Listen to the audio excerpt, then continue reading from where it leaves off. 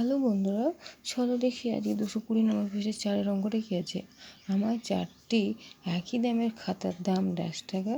একটি খাতার দাম কত টাকা হবে নিজে তৈরি করে। মানে এই যে অঙ্কগুলো আছে যেরকমভাবে সাজিয়েছে সেই সম্পর্কে এইভাবে ঠিক সাজিয়ে নিজেকে তৈরি করতে বলেছে।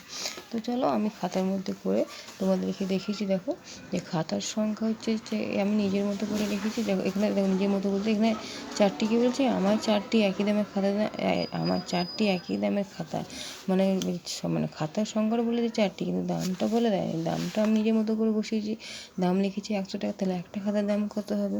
তো চলো কী আছে যে খাতার সংখ্যা কমলে দামও কমবে। ঠিক আছে, তাহলে 4টি খাতার দাম 100 টাকা। তাহলে একটি খাতার দাম কী হবে? 100 ভাগ কী করবো, 100কে 4 দিয়ে তাহলে আমরা ভাগ করে নেবো। তাহলে কী করবো, যদি 4টি খাতার দাম যদি 100 টাকা হয় তাহলে একটা খাতার দাম তাহলে বেরিয়ে যাবে। তাহলে আমরা জানি 4 পঁচিশ 100। এবার তোমরা যদি 4 পঁচিশ নামটা যদি না পারো বা যদি না বুঝতে পারো তাহলে ভাগটা দেখো আমি এখানে করে দিচ্ছি। 4কে দেখো 4কে 100 দিয়ে ভাগ করতে বলেছে, তাহলে 4 দ্বিগুণে 8 হয়। এই যে 4 দ্বিগুণে 8, 8 থেকে 10 বিয়োগ করলে কত 2 হয়, আর এই শূন্য নেমে এলো 4 5 20 হয়, তাহলে 25 হলো। তাহলে দেখো তাহলে কী হলো, 25 হলো।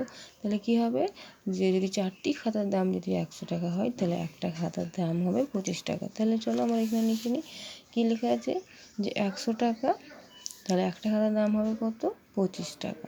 ঠিক আছে, বুঝতে পারলে? এবার 5এরটা দেখো ঠিক ওই রকমভাবে তোমরা নিজেরাই করবে।